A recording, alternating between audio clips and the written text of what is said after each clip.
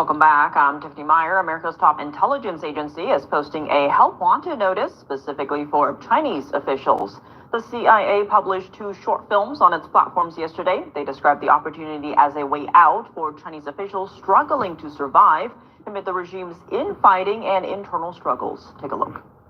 One of the videos depicts senior Chinese officials who live in fear of becoming victims of the party's purges.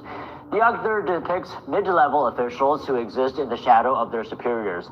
CIA's videos hints at that situation, saying it can offer a secure future for Chinese military officers in exchange for internal information. CIA Director John Ratcliffe says the videos will be an effective way to attract assets that will provide the U.S. with a decisive advantage, speaking on Fox News. One of the primary roles of the CIA is to collect intelligence for the president and for our policymakers. One of the ways we do that is by recruiting assets that can help us steal secrets. This video explains to them how they can contact the CIA through our dark website and have an ability to improve their safety and well-being and that of their family.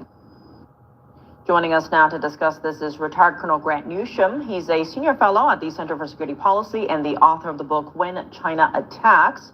Grant, thank you so much for joining us. Good to see you again. Now, first, what do you make of the timing of these CIA ads in Mandarin? Why now? Oh, I don't really know. In terms of the timing, when I see something like this, I sort of ask myself if it's actually April Fool's. This is a pretty perplexing approach to the spy business. Yes, there has always been a lot of churn and a lot of backstabbing and competition and sort of looking for a way out in the Chinese system and at the highest levels.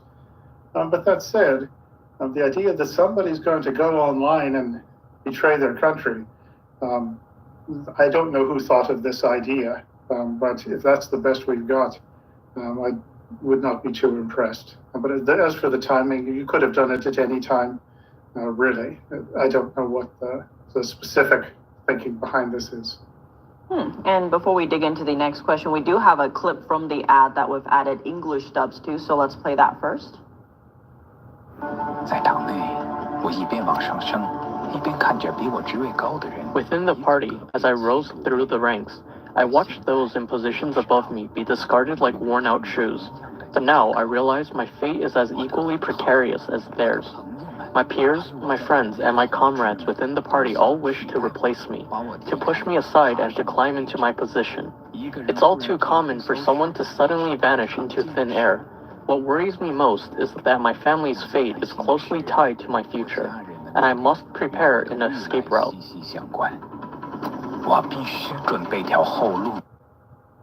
Now, this does come on the heels of more and more reports on China's internal power struggles, with purges happening at the top levels, especially in the military. To your earlier point, though, how likely are we to see a high-level CCP official actually respond to these CIA ads? Well, I would be surprised if you did. I think any high-level CCP official who wants a way out, who wants to become a spy, he knows how to find the Americans, and he'll have occasion to do it. The idea of somebody actually sort of firing up the computer to go online to do something like this, I'm not so convinced about that. And you recall a few years ago when there were a lot of reports that the CIA's secure communication with their agents in China, or Chinese agents, had been broken, had been hacked by the Chinese, and the agents were rolled up and probably didn't have a very happy ending. So I'm not so sure that an ad like this saying, don't worry, we've got our firewalls in place, we've got the bugs worked out, I'm not so sure that's going to be all that persuasive to any Chinese who are thinking of becoming spies. I would expect that the Chinese counterintelligence services, of course, will make full use of this to see what the Americans have got going on. So that will be the presumption of anyone who makes an approach via this route, that the Americans will have to assume that they are actually Chinese counterintelligence or a dangle or such like. But it is a curious way to go about business. I want to expand on that, because how would the U.S. government, CIA, go about vetting someone? As in, could the Chinese regime send one of their own agents to feed the U.S. false information?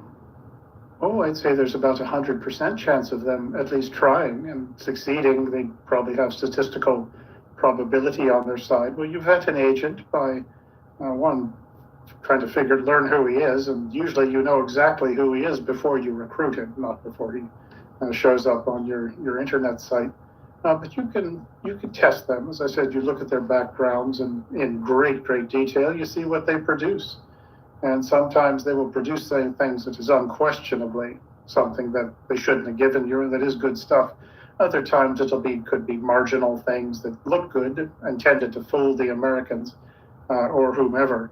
So it is very hard to do the sort of the vetting, particularly if you've never met someone, and I presume there would at some point be face-to-face meetings.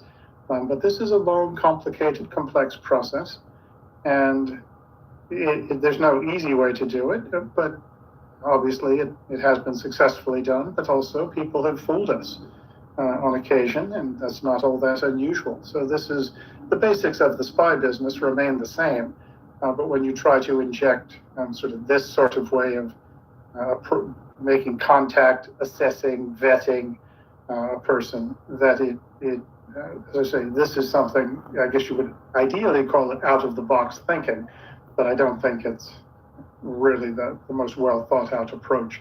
It does suggest that the Americans might have a whole lot of trouble actually recruiting Chinese, getting access to them and getting the people you want who are going to do your bidding.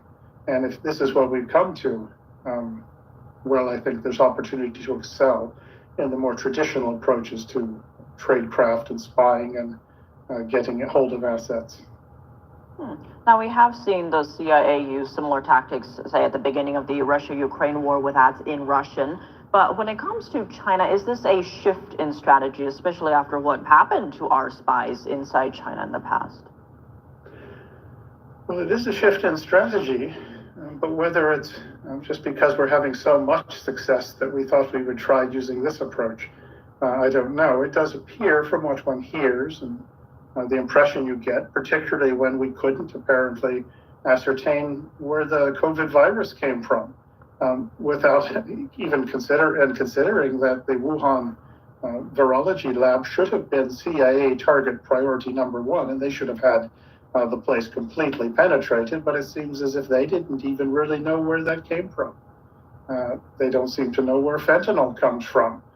So it doesn't seem as though the Americans have had a great deal of success against the Chinese, but of course this is secret business, and I wouldn't know about it. One does recall the Jerry Lee case, when was that, late 2000s or so, when he this was a CIA officer who resigned in Hong Kong, as I recall, and he handed over the names and identities of a number of American assets in China.